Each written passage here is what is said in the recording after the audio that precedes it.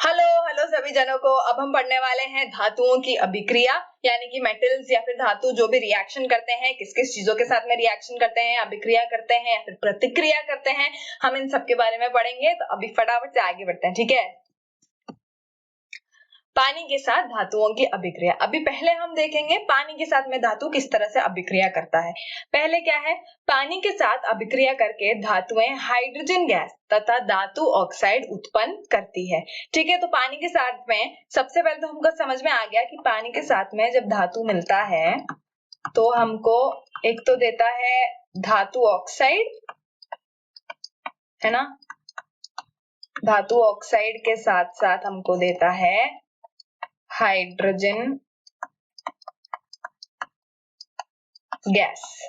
ठीक है भाई, इतना समझ में आया। पानी के साथ में धातु देता है धातु ऑक्साइड और हाइड्रोजन गैस। आगे क्या है, जो धातु ऑक्साइड जल में घुलनशील है, जल में घुलकर धातु हाइड्रोक्साइड प्रदान करता है। अभी ये धातु ऑक्साइड दो तरह के होते हैं, ठीक है। एक होता है अघुलनशील, ठीक है, और एक होता है घुलनशील, ठीक है। अब ये जो पानी में घुलनशील धातु ऑक्साइड होते हैं वो हमको प्रदान करते हैं क्षार, ठीक है। क्षार किस तरह से, वो बना देते हैं हाइड्रोक्साइड। तो जब धातु ऑक्साइड घुलनशील वाला धातु ऑक्साइड जब पानी से मिलता है, घुलनशील होना चाहिए, ये अघुलनशील हुआ तो घुलेगा ही नहीं, है ना। तो घुलनशील धातु ऑक्साइड हमको पानी में धातु हाइड्रोक्साइड प्रदान करता है। ठीक है, समझ में आया। आगे देखते हैं, धातु और पानी हमको देते हैं धातु ऑक्साइड और हाइड्रोजन गैस, है ना, ये गैस है, हाइड्रोजन गैस प्रदान करते हैं। और जो धातु ऑक्साइड घुलनशील होते हैं, घुलनशील जो होते हैं वो घुलकर पानी में हमको धातु हाइड्रोक्साइड देते हैं। और धातु हाइड्रोक्साइड कौन सी प्रकृति के होते हैं, धातु हाइड्रोक्साइड होते हैं क्षारीय प्रकृति के। ठीक है, समझ में आया। धातु जो है वो पानी के साथ में धातु ऑक्साइड और हाइड्रोजन गैस देता है, और वो धातु ऑक्साइड जो घुल जाता है पानी में वो हमको धातु हाइड्रोक्साइड प्रदान करता है। और वो धातु हाइड्रोक्साइड की प्रकृति क्या होती है, वो होती है क्षारीय। ठीक है, समझ में आया। आगे देखते हैं फिर पानी के साथ धातु की प्रतिक्रियाएं। उसी जो हमने पहले जिस धातुओं के बारे में पढ़ा था उसमें हम देखेंगे कौन से तापमान के पानी के साथ में कौन सा धातु अभिक्रिया करता है। ठीक है, तो इसमें क्या है, पोटेशियम एवं सोडियम जैसी धातुएं ठंडे पानी के साथ तेजी से अभिक्रिया करती है। सोडियम तथा पोटेशियम की अभिक्रिया तेज तथा ऊष्माक्षेपी होती है कि इससे निकली हुई हाइड्रोजन तत्काल जल उठती है। मतलब जो हमारा पोटेशियम और सोडियम है वो इतनी ज्यादा अभिक्रियाशील होती हैं कि वो ठंडे पानी के साथ भी तेजी से अभिक्रिया करती हैं। और ठंडे पानी के साथ में तेजी से अभिक्रिया करने पर वो हमको ऊष्मीय ऊर्जा भी देती है। तो जो पोटेशियम को मान लीजिए, या पोटेशियम धातु या फिर सोडियम धातु को हमने पानी में डाला तो तेजी से अपना अभिक्रिया करेंगी, है ना। उस अभिक्रिया के साथ में हमको देंगी धातु हाइड्रोक्साइड और उसके साथ साथ हाइड्रोजन गैस और उसके साथ साथ बहुत सारी गर्मी। तो आप जैसे सोडियम या पोटेशियम को पानी में डालेंगे तो जो पानी का पूरा तापमान है वो बहुत ज्यादा गर्म हो जाएगा। ठीक है, ऊष्माक्षेपी होती है कि उससे निकली हुई हाइड्रोजन तत्काल जल उठती है। तो हम जब पोटेशियम और सोडियम को पानी में डालते हैं तो हमको पोटेशियम हाइड्रोक्साइड और सोडियम हाइड्रोक्साइड मिलता है, उसके साथ में हमको मिलती है गर्मी और उसके साथ में हमको मिलता है हाइड्रोजन। और जो हाइड्रोजन है ये बहुत ही ज्यादा ज्वलनशील गैस है। ठीक है, ज्वलनशील मतलब आसानी से जलने वाला, या फिर इसको इनफ्लेमेबल भी कहते हैं, हम इंग्लिश में इनफ्लेमेबल भी कहते हैं। तो ये जो हाइड्रोजन गैस है वो इतनी गर्मी में हाइड्रोजन गैस भी जलना शुरू कर देती है। तो पोटेशियम और सोडियम के जब धातु होते हैं वो पानी के साथ में किस तरह से अभिक्रिया करते हैं, पोटेशियम एवं सोडियम पानी के साथ में मिलकर हमको धातु हाइड्रोक्साइड देते हैं, है ना, धातु हाइड्रोक्साइड देते हैं जो कि होता है या तो KOH या फिर NaOH, है ना, धातु हाइड्रोक्साइड देती है, उसके बाद में उसके साथ में हमको देती है हाइड्रोजन, ठीक है, हाइड्रोजन गैस, और उसके साथ में हमको देती है ऊष्मा, ठीक है। और ये जो ऊष्मा है वो इतना गर्म होता है कि वो हाइड्रोजन गैस को जलाना शुरू कर देता है, वो हाइड्रोजन गैस को जलाना शुरू कर देता है, ठीक है। तो इतनी गर्मी की वजह से क्या होता है, निकली हुई हाइड्रोजन तत्काल जल उठती है। समीकरण देखते हैं, समीकरण क्या है, पोटेशियम और पानी जब मिलते हैं तो हमको पोटेशियम हाइड्रोक्साइड मिलता है, उसके साथ में हाइड्रोजन गैस मिलती है और ऊष्मीय ऊर्जा मिलती है। ये समीकरण जो है, ये दोनों समीकरण है हमारे संतुलित समीकरण, ठीक है, ये संतुलित समीकरण है बिल्कुल, ठीक है भाई। अब देखते हैं नीचे वाला, सोडियम और पानी मिलकर हमको सोडियम हाइड्रोक्साइड देते हैं, हाइड्रोजन गैस देते हैं और ऊष्मीय ऊर्जा देते हैं, जिससे कि ये दोनों मिलकर हाइड्रोजन को जलाना शुरू कर देते हैं, ठीक है। समझ में आया, पोटेशियम और सोडियम पानी, ठंडे पानी के साथ में किस तरह से अभिक्रिया करते हैं, दोनों पानी के साथ में मिलते हैं, धातु हाइड्रोक्साइड बनाते हैं, हाइड्रोजन गैस निकालते हैं और ऊष्मा निकालते हैं। उस ऊष्मा से हाइड्रोजन गैस जलना शुरू कर देती है, क्यों, क्योंकि हाइड्रोजन गैस जो है वो बहुत ही ज्यादा एक ज्वलनशील गैस है। समझ में आया इतना, आगे बढ़ते हैं फिर। पानी के साथ कैल्शियम की अभिक्रिया क्या होती है, अब देखते हैं। हमने अभी तक पोटेशियम और सोडियम का देखा था, अब हम कैल्शियम का देखेंगे। कैल्शियम का क्या है, कैल्शियम की अभिक्रिया, पानी के साथ कैल्शियम की अभिक्रिया थोड़ी धीमी होती है। कितने, इन लोगों की तो बहुत ज्यादा तेज होती है, ये बहुत तेजी से करते हैं अभिक्रिया, क्यों, क्योंकि ये बहुत ही ज्यादा अभिक्रियाशील होते हैं, है ना, अभिक्रियाशील होते हैं, तो ये बहुत ही ज्यादा तेजी से अभिक्रिया करते हैं। लेकिन कैल्शियम जो है वो थोड़ी सी धीमी अभिक्रिया करता है, ठीक है, थोड़ी सी धीमी अभिक्रिया करता है, किसके साथ में, पानी के साथ में।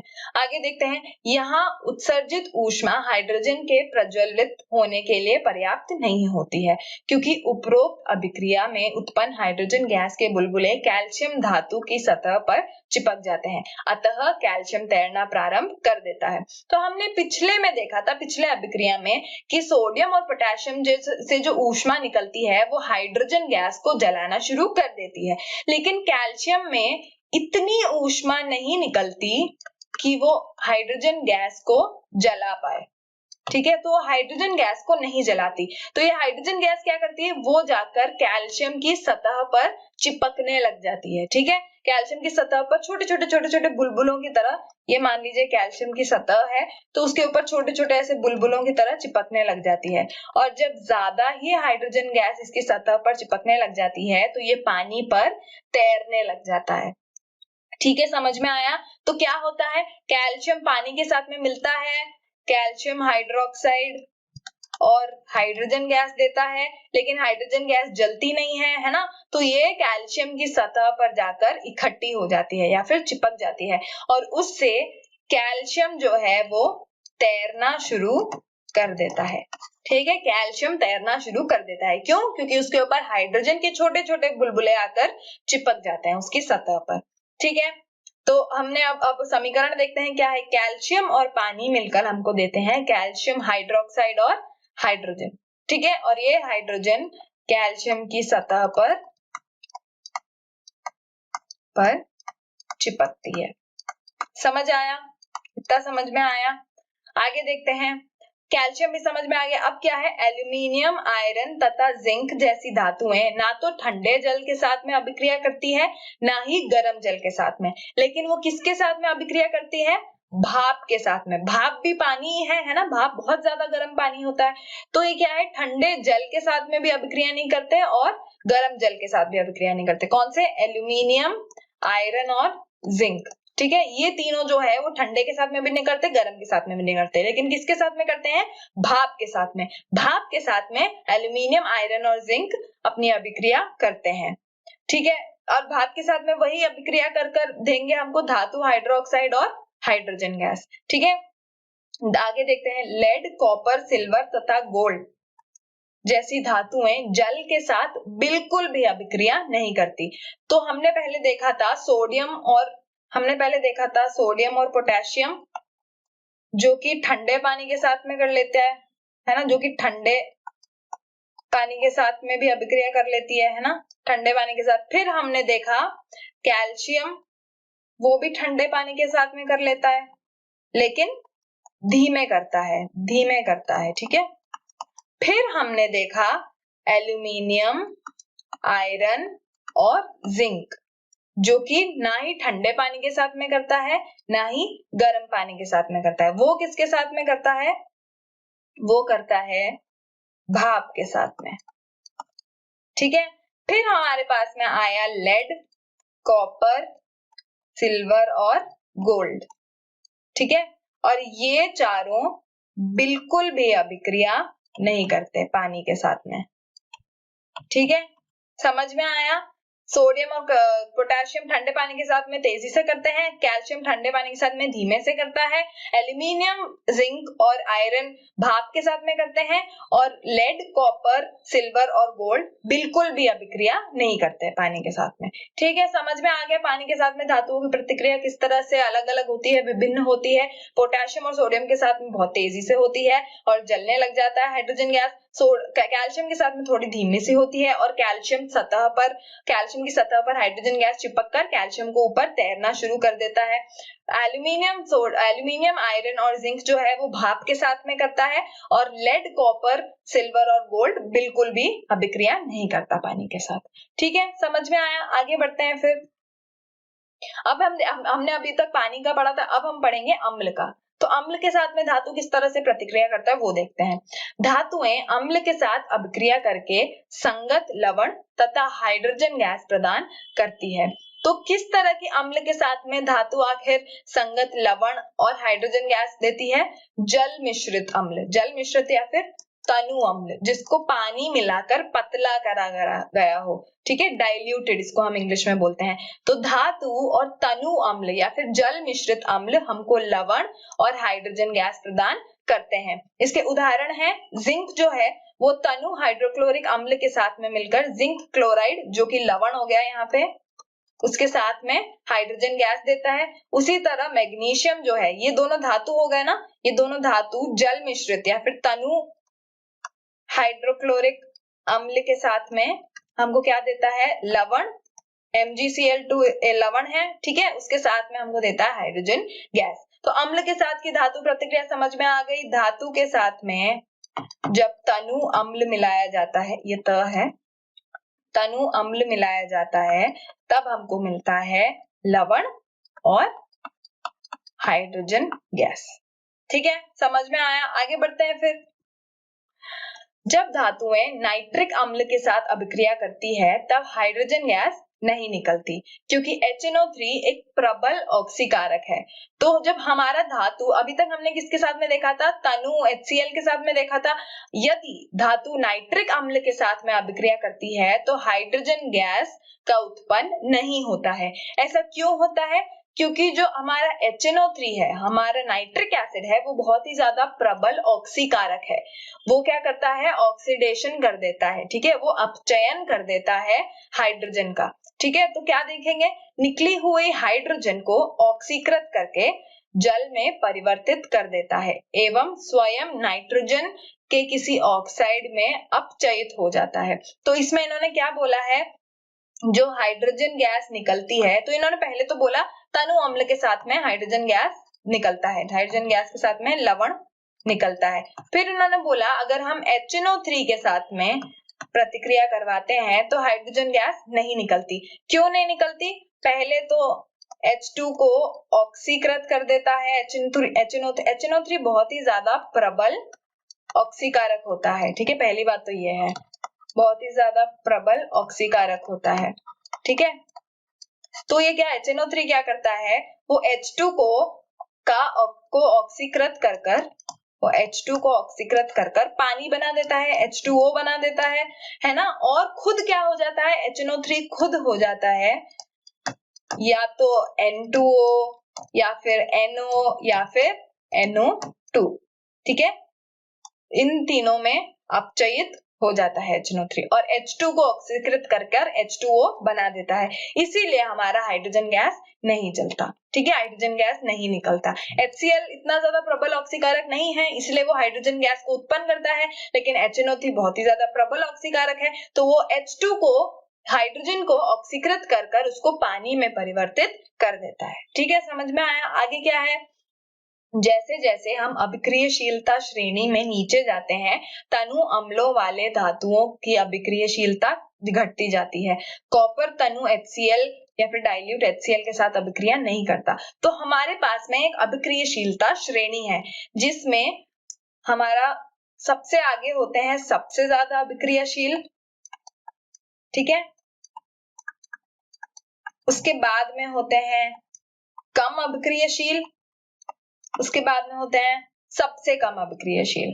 ठीक है, तो ऐसे हमारे पास में एक क्रम है, ऐसी एक श्रेणी है जिसमें अलग अलग धातुओं को डाला गया है। तो जैसे जैसे हम अभिक्रियशीलता श्रेणी में पीछे जाते हैं या फिर नीचे जाते हैं, वैसे वैसे तनु अम्लों के साथ में धातु अभिक्रिया करना बंद कर देता है। और जो कॉपर है, जो हमारा कॉपर है, वो बहुत ही ज्यादा नीचे आता है हमारी अभिक्रियशीलता श्रेणी में। क्यों?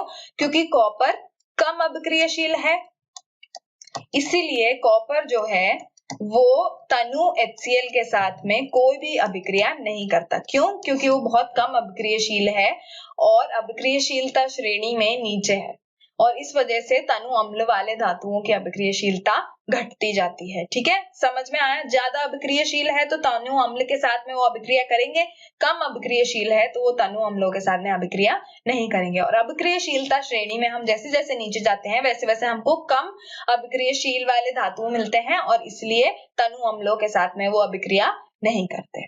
समझ में आया इतना? आगे बढ़ते हैं। अभी तक हमने क्या पढ़ा? तनु HCl के साथ में हाइड्रोजन निकलता है, HNO3 के साथ में हाइड्रोजन नहीं निकलता है क्योंकि वो एक प्रबल ऑक्सीकारक होता है, और हाइड्रोजन को वो ऑक्सीकृत कर कर पानी बना देता है, पानी में परिवर्तित कर देता है। समझ में आया? आगे देखते हैं फिर। अब हम पढ़ेंगे एक्वा रेजिया के बारे में। एक्वा रेजिया क्या है देखते हैं। एक्वा रेजिया 3:1 के अनुपात में सांद्र या फिर कॉन्सेंट्रेटेड, तनु होता है जिसमें पानी जल मिश्रित होता है, सांद्र होता है जिसमें जल की मात्रा बहुत ज्यादा कम होती है। तो सांद्र या फिर कॉन्सेंट्रेटेड हाइड्रोक्लोरिक अम्ल एवं सांद्र नाइट्रिक अम्ल का ताजा मिश्रण होता है। तो एक्वा रेजिया क्या हो गया? अगर हम 14 ml का एक्वा रेजिया बना रहे हैं तो उसमें 30 ml होगा हमारा हाइड्रोक्लोरिक अम्ल कॉन्सेंट्रेटेड, है ना, और 10 ml होगा हमारा नाइट्रिक अम्ल। ठीक है, तो इसको हम 3:1 रेशियो बोलते हैं। ठीक है, समझ में आया? आगे बढ़ते हैं। तो इन दोनों का जो बिल्कुल ताजा मिश्रण होता है, जब मिलाया मिलाई होता है, जैसे HCl ले लिया और उसमें HNO3 मिलाया ही, उस थोड़ी देर बाद रखने के बाद में वो एक्वा रेजिया नहीं रह जाता है। जो हमारा ताजा मिश्रण होता है 3:1 के अनुपात में सांद्र हाइड्रोक्लोरिक अम्ल और नाइट्रिक अम्ल का ताजा मिश्रण, उसको हम एक्वा रेजिया बोलते हैं।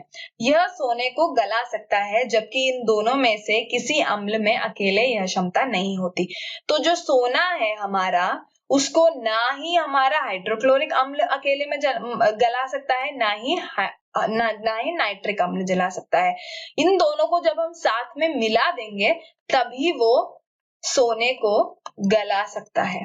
ठीक है, वरना हाइड्रोक्लोरिक अम्ल और HNO3 अम्ल दोनों को अगर हम अलग अलग लेंगे, दोनों को अलग अलग हम अगर दोनों में अलग अलग हम अगर सोना डालेंगे तो दोनों एक एक कर नहीं, अकेले में इसको नहीं गला पाते हैं। लेकिन अगर हम दोनों को मिक्स कर दे, दोनों का मिश्रण बना दे 3:1 के अनुपात में, तब वो सोने को गला सकते हैं। ठीक है, एक्वा रेजिया भभकता द्रव होने के साथ प्रबल संक्षारक भी है। तो मतलब भभकता द्रव मतलब इसमें से एक बहुत ही ज्यादा खुशबू तो नहीं बोलूंगी, एक गंध आती रहती है, इसमें से एक गंध आती रहती है, इसके से एक द्रव निकलता रहता है, बहुत ही ज्यादा भभकता हुआ होता है। उसके साथ में प्रबल संक्षारक होता है। प्रबल संक्षारक मतलब ये धातु का संक्षारण बहुत ही ज्यादा आसानी से कर सकता है। इसको बस छूते ही ये धातु संक्षारित हो जाता है। संक्षारित मतलब एक तरह से जंग लग जाना, धातु को जंग लगवा देता है, ये इतना ज्यादा प्रबल संक्षारक होता है। उसके साथ में ये फ्यूमिंग लिक्विड या फिर भभकता द्रव होता है, जो कि जिसमें से एक गंध आती रहती है, और आपको अगर ध्यान से देखेंगे तो इसमें से एक हल्का सा धुआं निकलता हुआ भी दिखता रहता है। ठीक है, बहुत ही ज्यादा ये हानिकारक होता है। तो हम जब आगे की क्लासेस में जाते हैं तो हमको लैब में जब ये प्रिपेयर करवाते हैं तो बहुत ज्यादा ध्यान से करवाते हैं, क्योंकि ये भाई हमारे सोने को गला देता है। सोने को तो कोई भी चीज नहीं गलाती, तो इंसान क्या चीज है ना। समझ में आया एक्वारेजिया क्या है? 3:1 के अनुपात में जब सांद्र हाइड्रोक्लोरिक अम्ल और सांद्र नाइट्रिक अम्ल होता है, उनका ताजा मिश्रण बनता है, उसको हम एक्वारेजिया कहते हैं। इसमें सोना गल सकता है, लेकिन हाइड्रोक्लोरिक अम्ल अकेले और नाइट्रिक अम्ल अकेले में सोना नहीं गल सकता। ठीक है, समझ में आ गया। आगे बढ़ते हैं। धातु लवणों के विलयन के साथ धातुओं की अभिक्रिया। अभी तक हमने पढ़ा था पानी के साथ में और अम्ल के साथ में।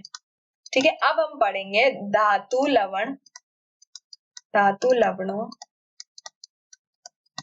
के विलयन के साथ में। ठीक है, धातु लवणों के विलयन के साथ में आखिर धातु किस तरह से अभिक्रिया करता है। ठीक है, अभिक्रियाशील या फिर रिएक्टिव धातु। अब अभिक्रियाशील क्या क्या हो सकता है? सोडियम, पोटेशियम, ये सारे अभिक्रियाशील होते हैं। तो अभिक्रियाशील धातु अपने से कम अभिक्रियाशील धातु को उसके यौगिक के विलयन या गलित अवस्था में विस्थापित कर देते हैं। इस प्रकार की अभिक्रिया को विस्थापन अभिक्रियाएं कहते हैं। हमने पहले अध्याय में पढ़ा था कि विस्थापन क्या होता है। अगर हमारे पास में A है और BX ऐसे हमारे पास में एक यौगिक है। ठीक है, ये एक यौगिक है और मान लीजिए कि A जो है वो ज्यादा अभिक्रियाशील है B के मुकाबले, तो A क्या करेगा? A बोलेगा B को कि भैया आप यहाँ से निकल जाओ, है ना। तो ये हो जाएगा B प्लस AX, वो B को विस्थापित कर देगा। ठीक है, वो B की जगह ले लेगा। कौन? A। क्यों? क्योंकि A ज्यादा अभिक्रियाशील है। उसी तरह यहाँ पर भी, और इस वाला जो हमारा अभिक्रिया होता है इसको हम विस्थापन अभिक्रिया कहते हैं। तो हमको यहाँ पे क्या बोला गया कि अभिक्रियाशील धातु अपने से कम अभिक्रियाशील धातु को उसके यौगिक के विलयन या गलित अवस्था में विस्थापित कर देगा। तो अगर मान लीजिए ये अभिक्रियाशील धातु है और ये B कम अभिक्रियाशील धातु है और ये इसका यौगिक है और ये एक विलयन या फिर गलित अवस्था में है, तो इसने धातु A ने क्या करा? इस विलयन में से B को निकाल दिया और B प्लस AX बना दिया। इस प्रकार की अभिक्रियाओं को विस्थापन अभिक्रिया या फिर डिस्प्लेसमेंट रिएक्शन कहते हैं। समझ में आ गया? विस्थापन अभिक्रिया क्यों? क्योंकि इसने विस्थापित कर दिया कम अभिक्रियाशील धातु को यौगिक में से। समझ में आया? तो यौगिक क्या होगा? वो होगा हमारा लवण। तो हमारा लवण अगर मान ले हम कि कौन सा मानते हैं, चलो पोटैश नहीं, हम मानते हैं कॉपर। ये हो गया हमारा लवण, इसके साथ में हमने डाला आयरन। ठीक है, अब हमको ये पता है कि आयरन जो है वो ज्यादा अभिक्रियाशील है कॉपर से, तो आयरन क्या बोलेगा? भैया बाय बाय, है ना। FeSO4 बना लेगा खुद और कॉपर रह जाएगा। ये क्या है? हमारा लवण। ठीक है, लवण का विलयन, और इस लवण के विलयन के साथ में एक धातु ने अभिक्रिया करी और विस्थापन अभिक्रिया कर उस धातु को, उस कम अभिक्रियाशील धातु को अपने ही यौगिक से विस्थापित कर दिया। समझ में आया? आगे देखते हैं क्या है। धातुओं की सक्रियता श्रेणी हमें यह अनुमान लगाने में मदद करती है कि ऐसी विस्थापन अभिक्रिया कब होती है। तो हमारी जो अभिक्रियाशीलता श्रेणी या फिर सक्रियता श्रेणी जो है वो हमको अनुमान लगाने में मदद करती है कि आखिर कॉपर तो अब हम ऐसे देखेंगे, अगर कॉपर जो है, यहाँ पे लिखते हैं कॉपर और FeSO4 अगर देखेंगे तो कॉपर जो है वो आयरन को विस्थापित नहीं कर सकता। क्यों? क्योंकि कॉपर जो है वो कम अभिक्रियाशील है किसके मुकाबले? आयरन के मुकाबले। इसीलिए आयरन बोलेगा मैं तो ज्यादा प्रबल हूं, तू कहां से मेरी जगह लेगा भाई, तो कॉपर को अपने यौगिक से विस्थापित करने नहीं देगा। तो हमको इसके लिए एक सक्रियता श्रेणी मिलती है, एक अभिक्रियाशीलता श्रेणी मिलती है, जो कि हमको अनुमान लगाने में मदद करती है कि कौन सा धातु आखिर कौन से विलयन को विस्थापित कर सकता है। ठीक है, हमको क्या यहाँ पे देखने को मिला? धातु A और धातु B का लवण गोल जब साथ में मिलते हैं तो धातु B और धातु A का लवण गोल बना देते हैं। मतलब धातु A ने धातु B की यहाँ पर जगह ले ली। ठीक है, और धातु B को बाहर निकाल दिया और धातु A का लवण गोल बना दिया। बशर्ते मतलब ये एक बात होनी चाहिए कि धातु A जो है वो ज्यादा अभिक्रियशील हो धातु बी से। ये शर्त हमेशा होनी चाहिए, वरना धातु ए धातु बी को विस्थापित नहीं कर पाएगा। ठीक है, समझ में आ गया है ना? बहुत ही ज्यादा आसानी से समझ में आ जाना चाहिए, ये तो हमने पहले भी पढ़ा था। ठीक है, आगे बढ़ते हैं फिर। लवण के जो विलयन के साथ में धातुओं की अभिक्रिया होती है, उसका हम अब एक प्रक्रिया देखेंगे। ठीक है, प्रक्रिया क्या है? हमने क्या लिया? कॉपर सल्फेट का एक टेस्ट ट्यूब लिया, एक परख नली ली कॉपर सल्फेट की। उसके अंदर हमने धागे में डाल दिया क्या? एक लोहे की कील। तो ये क्या अभिक्रिया हो गई? लोहे की कील और कॉपर सल्फेट का विलयन। तो इसमें क्या होगा? लोहा ज्यादा अभिक्रियशील है, तो वो लोहा जो है कॉपर सल्फेट की जगह, कॉपर की जगह ले लेगा और खुद बना लेगा आयरन सल्फेट, और उसके साथ में कॉपर देगा। ठीक है, तो ये जो हमारा लोहे की कील है, वो लोहे की कील पर एक तांबा जो है उसका एक परत बन जाएगा। ठीक है, कैसे? क्योंकि तांबा बन चुका है और ये जो है इसका रंग बदल जाएगा। ठीक है, आयरन सल्फेट का विलयन बन जाएगा। ये पहले हमारा नीले रंग का होगा, फिर ये हमारा बन जाएगा हरे रंग का। ठीक है, समझ में आया क्यों हुआ ऐसा? क्योंकि ये ज्यादा अभिक्रियशील है कॉपर सल्फेट। और यदि हम कॉपर को एक हमारे आयरन सल्फेट की विलयन में डालें, कॉपर को हम आयरन सल्फेट की विलयन में डालें, तो क्या होगा? उससे कुछ नहीं होगा। क्यों? क्योंकि कॉपर जो है वो कम अभिक्रियशील है आयरन के मुकाबले, तो ये इसको विस्थापित नहीं कर सकता। ठीक है, समझ में आ गया इतना कि विलयन के साथ में किस तरह से धातु अभिक्रिया करते हैं, और उसके लिए हमको अभिक्रियशीलता श्रेणी जो है वो क्यों पता होनी चाहिए। उससे हमको एक अनुमान लग जाता है कि कौन सा आखिर धातु कौन से यौगिक में से किस धातु को विस्थापित कर सकता है। ठीक है, समझ में आ गया? आगे बढ़े। सक्रियता श्रेणी देखिए, सक्रियता श्रेणी में सबसे ऊपर है हमारा पोटेशियम और सोडियम। ठीक है, उसके बाद में है हमारा कैल्शियम, उसके बाद में मैग्नीशियम, एल्यूमिनियम, जिंक, सबसे नीचे है हमारा गोल्ड। गोल्ड जो है वो सबसे कम अभिक्रियशील है। तो सबसे ऊपर जो है वो होते हैं सबसे ज्यादा अधिक अभिक्रियशील वाले, उससे कम होते हैं कम, थोड़े से कम अभिक्रियशील, और फिर होते हैं सबसे कम अभिक्रियशील। ठीक है, समझ में आ गया? ये जो आपकी सक्रियता श्रेणी है, ये आपको याद होनी चाहिए, ताकि आपको अगर कोई भी प्रक्रिया या फिर समीकरण खत्म करने को या फिर कंप्लीट करने को फिल इन द ब्लैंक्स में दे, तो आपको पता हो कि आखिर ये विस्थापित कर सकता है कि नहीं, विस्थापन यहाँ पर हो सकता है कि नहीं। तो इसे बस ये याद रखिए कि पोटेशियम, सोडियम, कैल्शियम, मैग्नीशियम, ये सब जो है ये काफी अधिक अभिक्रियशील है, और सबसे कम जो है वो है कॉपर और सिल्वर और गोल्ड और हाइड्रोजन और लीड। ठीक है, ये लेड है। ठीक है, ये सारे कम अभिक्रियशील हैं और ये सारे ज्यादा अभिक्रियशील हैं। ठीक है, और ये देखिए आयरन जो है वो कॉपर के ऊपर आता है ना, इस वजह से ही आयरन जो है वो कॉपर सल्फेट में से कॉपर को विस्थापित कर सकता है। क्यों? क्योंकि आयरन जो है वो ऊपर आता है और ज्यादा अभिक्रियशील है, किसके मुकाबले? कॉपर के मुकाबले। समझ में आ गया अभिक्रियशीलता श्रेणी किस तरह से हमको मिलती है और ये क्यों जरूरी होती है विस्थापन हमारे अभिक्रियाओं में। ठीक है, समझ में आ गया। तो इसमें पोटेशियम जो है वो सोडियम को विस्थापित कर सकता है, लेकिन सोडियम जो है वो पोटेशियम को विस्थापित नहीं कर सकता। तो अगर हमारे पास में एक पोटेशियम दे रखा है और सोडियम का एक विलयन दे रखा है, तो वो सोडियम को बाहर निकाल देगा और पोटेशियम का ही विलयन बना देगा। ठीक है, समझ में आ गया? आगे बढ़े फिर। अब हमारे पास में है प्रश्न पहला क्या है? सोडियम को केरोसिन में डुबाकर क्यों रखा जाता है? भाई सोडियम जो है, सोडियम मैं लिख देती हूँ, आप भी मेरे साथ साथ में लिख लीजिए। ठीक है, सोडियम बहुत अधिक अभिक्रियशील है।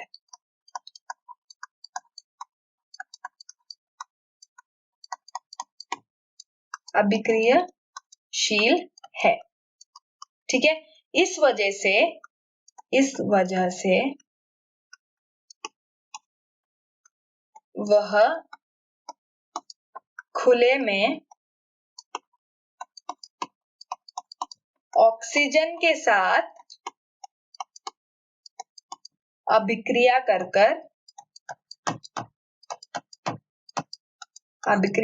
कर जलना शुरू कर देता है। ठीक है, तो उस जलने से बचाने के लिए, ताकि सोडियम ना जले, तो इस जलने से सोडियम को बचाने के लिए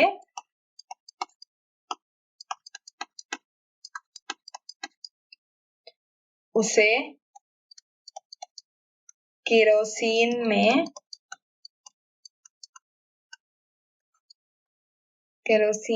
में डुबोकर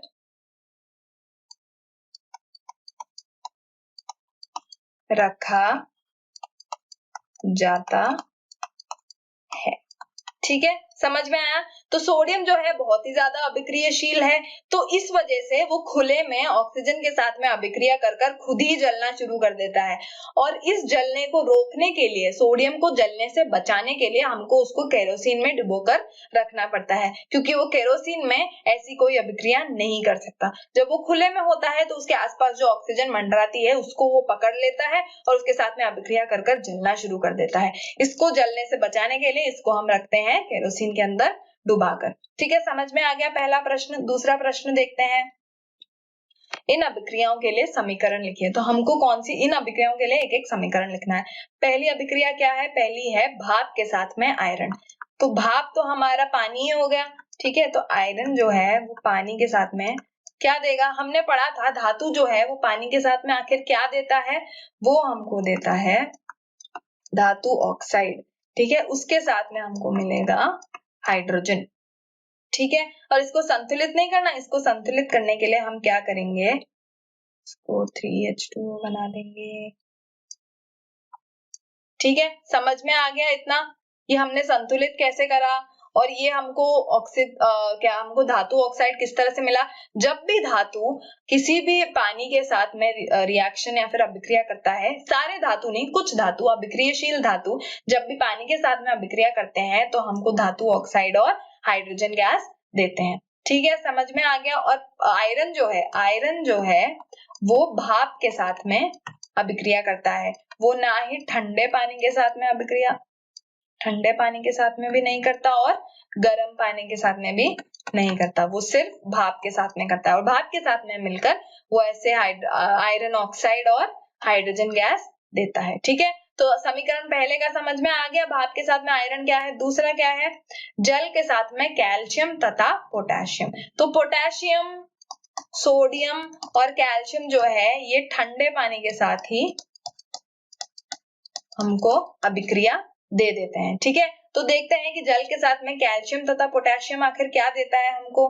कैल्शियम हमको देता है जल के साथ में कैल्शियम हाइड्रोक्साइड और हाइड्रोजन गैस, है ना? और पोटेशियम जो है वो इतना अभिक्रियाशील होता है कि वो बहुत ही ज्यादा गर्मी हमको, 2H2 नहीं है, H2O ही है, बहुत ही ज्यादा गर्मी हमको देता है और उससे ऊष्मीय ऊर्जा भी प्राप्त होती है। और ये ऊष्मीय ऊर्जा इस हाइड्रोजन को जलाना शुरू कर देती है।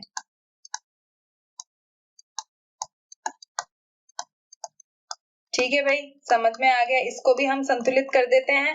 आप भी मेरे साथ में संतुलित करिए इसको संतुलित करने के लिए यहाँ पे हम 2, ठीक है, और ये 2, ये हो जाएगा 2H2। ठीक है, देखिए अब संतुलित हो गया कि नहीं हो गया, है ना? 2 के 2 के 4H 4H 2O 2 हो गया संतुलित। और आपको समीकरण भी समझ में आ गया। पानी के साथ में ये पानी ऑक्साइड देता, आयरन ऑक्साइड देता है, और कैल्शियम और पोटेशियम पानी के साथ में कैल्शियम हाइड्रोक्साइड और पोटेशियम हाइड्रोक्साइड देते हैं। और उसके साथ में क्या देता है? उसके साथ में हमको हाइड्रोजन गैस भी देता है।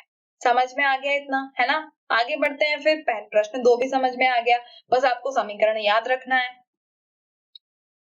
हमको अब दे रखा है एक टेबल, ठीक है? उस टेबल में हमको क्या बोला है? A, B, C एवं D 4 धातुओं के नमूनों को लेकर एक एक करके निम्न विलयन में डाला गया। इससे प्राप्त परिणाम को निम्न प्रकार से सारणीबद्ध किया गया, मतलब टैबुलेट करा गया, टेबल में डाला। तो देखते हैं ए जो है उसको हमने आयरन सल्फेट में डाला तो कोई प्रतिक्रिया नहीं हुई, मतलब ए जो है वो आयरन से कम अभिक्रियशील है। ठीक है, आगे देखते हैं कॉपर सल्फेट के साथ में। अच्छा, कॉपर सल्फेट के साथ में विस्थापन करा, मतलब ए जो है वो कॉपर से ज्यादा अभिक्रियशील है। जिंक सल्फेट के साथ में कुछ नहीं हुआ, सिल्वर नाइट्रेट के साथ में भी कुछ नहीं हुआ। बी देखते हैं, बी क्या है, विस्थापन हुआ आयरन सल्फेट का, मतलब ये आयरन से ज्यादा अभिक्रियशील है। अगर ये आयरन से ज्यादा अभिक्रियशील है तो ए जो बी है वो ए से भी ज्यादा अभिक्रियशील होगा। क्यों? क्योंकि आयरन खुद ही ए से ज्यादा अभिक्रियशील है, आयरन ए इतना कम अभिक्रियशील है। और अगर बी खुद आयरन से ज्यादा अभिक्रियशील होगा तो बी आखिर ए से भी अभिक्रियशील ज्यादा ही होगा ना। मेरा कहने का मतलब ये है कि हमारा जो आयरन को मान लीजिए 2, ठीक है, 2 1 से कम है। ठीक है, अब ये हमको पता पड़ गया 3 जो है वो 2 से ज्यादा है, तो ये तो पते की बात है ना कि 3 जो होगा वो 1 से ज्यादा ही होगा, तो 3 1 से ज्यादा ही होगा। उसी तरह जो B है वो A से ज्यादा अभिक्रियशील है, ये हमको समझ में आ गया। आगे देखते हैं C, इसने कोई प्रतिक्रिया नहीं दी आयरन सल्फेट के साथ में, कॉपर सल्फेट के साथ में भी नहीं दी, जिंक सल्फेट के साथ में भी नहीं दी, सिल्वर नाइट्रेट के साथ में इसने विस्थापन दिया। मतलब C जो है वो सिल्वर से ज्यादा अभिक्रिय है, ये हमको समझ में आ गया। आगे देखते हैं डी जो है उसने ना आयरन सल्फेट के साथ दिया, ना कॉपर सल्फेट के साथ दिया, ना जिंक सल्फेट के साथ दिया, ना ही सिल्वर नाइट्रेट के साथ दिया। मतलब डी जो है वो सिल्वर से कम अभिक्रियशील है। ठीक है, तो इसका मतलब क्या हुआ, इसका मतलब ये हुआ कि सी जो है वो डी से ज्यादा अभिक्रियशील है। क्यों, हमको ऐसा क्यों पता पड़ा, क्योंकि सी जो है वो सिल्वर से ज्यादा अभिक्रियशील हुआ और डी सिल्वर से कम है, तो मतलब सी जो है वो डी से भी ज्यादा ही अभिक्रियशील होगा। ठीक है, हमको अब क्या क्या समझ में आ गया, बी जो है वो ए से ज्यादा अभिक्रियशील है, सी जो है वो डी से ज्यादा अभिक्रियशील है। और हम अब ये देखेंगे कि कॉपर सल्फेट के साथ में ए ने विस्थापन करा लेकिन सी ने तो नहीं करा कुछ भी, मतलब सी जो है वो ए से भी कम अभिक्रियशील है, वो ए से भी कम अभिक्रियशील है। तो इससे हमको क्या समझ में आता है, सबसे ज्यादा अभिक्रियशील है बी, उसके बाद में है ए, उसके बाद में आता है सी और उसके बाद में आता है डी। ठीक है, समझ में आया इतना। आगे देखते हैं प्रश्न क्या है, ये तो मैंने आपको समझा दिया कि कौन सा किससे ज्यादा अभिक्रियशील है। आगे देखते हैं कि क्या क्या समझ में आएगा हमको। पहला प्रश्न है, सबसे अधिक अभिक्रियशील धातु कौन सी है। तो हमने यहाँ पे क्या देखा था, सबसे अधिक अभिक्रियशील धातु कौन सी है, डी है, तो बी लिख देते हैं, सबसे अधिक धातु बी। ठीक है, आगे क्या है, धातु बी को कॉपर सल्फेट के विलयन में डाला जाए तो क्या होगा। अब धातु बी जो है वो कॉपर सल्फेट के विलयन में अगर डाला गया तो क्योंकि वो ए से ज्यादा अभिक्रियशील है और ए ने कॉपर सल्फेट में विस्थापन कर दिया, ए ने कॉपर को विस्थापित कर दिया और बी ए से भी ज्यादा अभिक्रियशील है, तो बी भी तो कॉपर को विस्थापित करेगा ही ना। तो इसमें हमको क्या लिखना है, धातु बी कॉपर को विस्थापित कर देगा। ठीक है, प्रश्न समझ में आया, थोड़ा सा बस दिमाग लगाना है। ठीक है, थोड़ा सा आपको देख के करना है। आखिरी क्या है, धातु ए बी सी एवं डी को अभिक्रियशीलता के घटते हुए क्रम में व्यवस्थित कीजिए।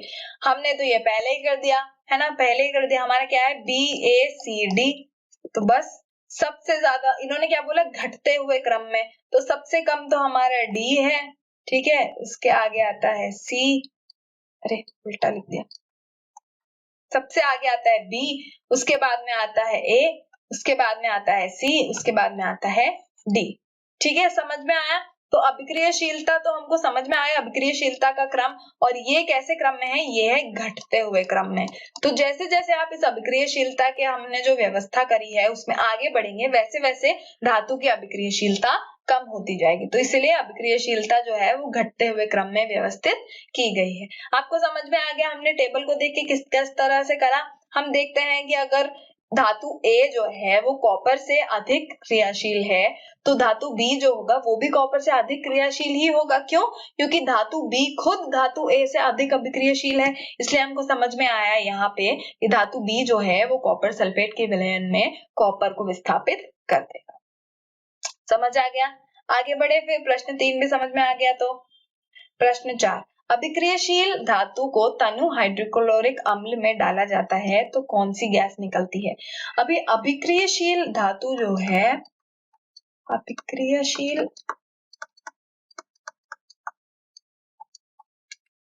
धातु तनु या फिर तनु मतलब जल मिश्रित अम्ल में डाली जाती है तो हमको क्या देती है भाई? हमको देता है वो एक लवण और उसके साथ में हाइड्रोजन गैस। तो इन्होंने पूछा है कौन सी गैस निकलती है? गैस निकलती है हमारी हाइड्रोजन गैस। समझ में आ गया कौन सी गैस निकलती है? आगे देखते हैं। अब हमको पहले का तो उत्तर मिल गया, दूसरा देखते हैं। आयरन के साथ तनु H2SO4 की रासायनिक अभिक्रिया लिखने को बोला है। तो आयरन जो है उसके साथ में हम तनु H2SO4 का अगर रिएक्शन करवाए, अगर अभिक्रिया करवाए तो हमको मिलता है FeSO4 प्लस H2। क्यों?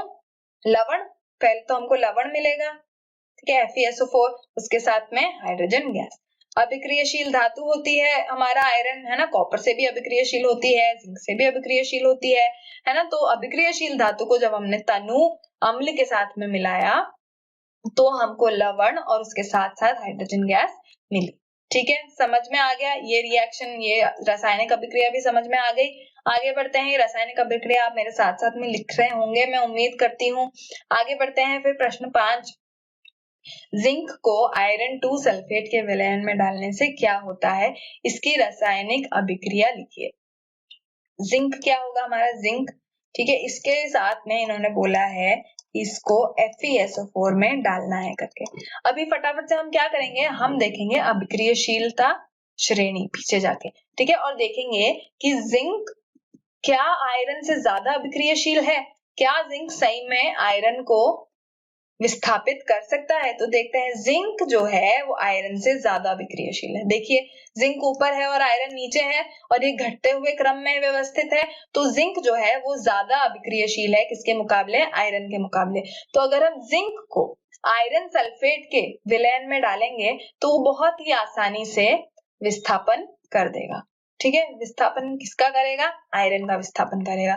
तो हमने Zn को FeSO4 के सोल्यूशन में डाला, हमने जिंक को आयरन सल्फेट के अम्ल के विलयन में डाला, तो उस जिंक ने बोला आयरन को भाई तू बाहर निकल जा, मैं ज्यादा अभिक्रियाशील हूँ, तो उसने बना लिया ZnSO4 के साथ साथ में Fe विस्थापित हो गया। समझ में आ गई रासायनिक अभिक्रिया? ये हमने किस तरह से पता करी? हमने अभिक्रियाशीलता श्रेणी में देखा कि क्या जिंक ज्यादा अभिक्रियाशील है Fe के मुकाबले, अगर हाँ तो विस्थापन करेगा। मैं उम्मीद करती हूँ कि ये सेशन बहुत ज्यादा क्लियर होगा आप लोगों के लिए। आप ये सब कुछ रिवाइज करते रहिए, हम आगे के सेशन में पूरा का पूरा अध्याय खत्म करने वाले हैं। तब तक के लिए रिवाइज करते रहिए, मन लगाकर पढ़ते रहिए और स्टडी रूम के साथ में जुड़े रहिए। धन्यवाद।